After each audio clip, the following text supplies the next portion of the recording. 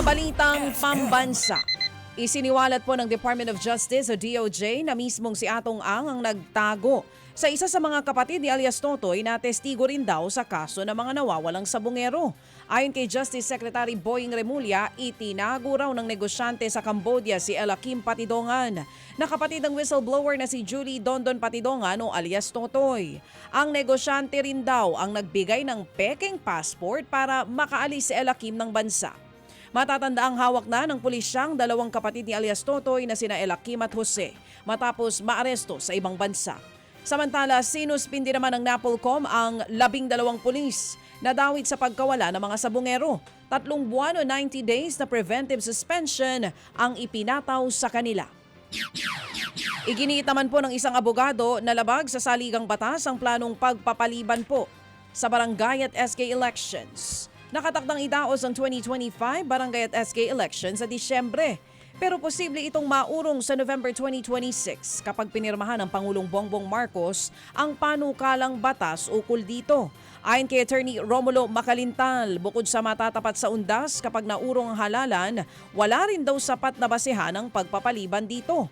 May desisyon na raw kasi noon ng korte na nagdedeklarang unconstitutional ang pag-postpone sa isang eleksyon. Kaya umaasa si Macalintal na pakinggan muna ng Pangulo ang kanilang mga hinaing. Mukhang talagang hindi pinag-aralan ng ating mga mambabatas ang nasabing panukalang batas. Sapagkat kung titingnan natin, yung first Monday ng November 2026 ay November 2 at yan ay All Souls Day. Yan ay isang sagradong araw para sa ating mga mamamayan. Baka naman pwede kaming makipagkita kay Pangulo at pakinggan niya ang daing ng taong bayan. Kasi ang pinakikinggan naman ng Pangulo ay yung mahigit na 300 congressmen at 24 na senador o 324 people lamang na political allies niya. Yan nga po ang tinig ng election lawyer na si Attorney Romulo Macalintal. Sa iba pang mga balita, sinimula naman ng Pangulong Bongbong Marcos Jr. ang kanyang pagbisita sa India sa pakikipagkita po sa Filipino community doon.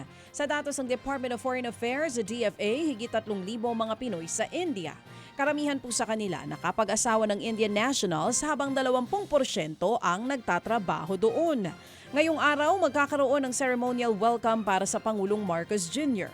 Personal siyang sasalubungin ni na Indian President Draupadi Murmu at Prime Minister Narendra Modi. Magsasagawa rin ng bilateral meeting ang Pangulo kay Prime Minister Modi at susundan ng paglagda ng 6 na kasunduan. Iginiit naman po ng isang kongresista na hindi totoong pinakialaman niya ang Sunog-Ano o Sunog-Apog pumping station dyan po sa Tondo, Maynila.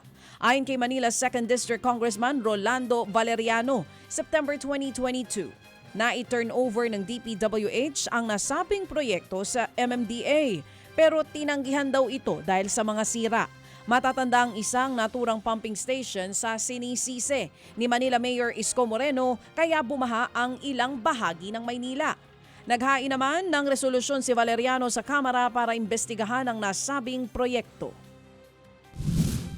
Bakit noong 2023 hindi kagad ako nag-ahil ng resolution o bakit hindi ko kagad dinimanda? Dahil umaasa po ako na gagawin nila ito ng ganong kabilis. Mula noong 2023, nakikita ko namang ginagawa nila yung pumping station. Yung po ang katotohanan na ginagawa nila, hindi nila mapatakbo. Kaya nitong bumagyo ulit, bumahana naman. Yan nga po ang tinig ni Manila 2nd District Representative Rolando Valeriano.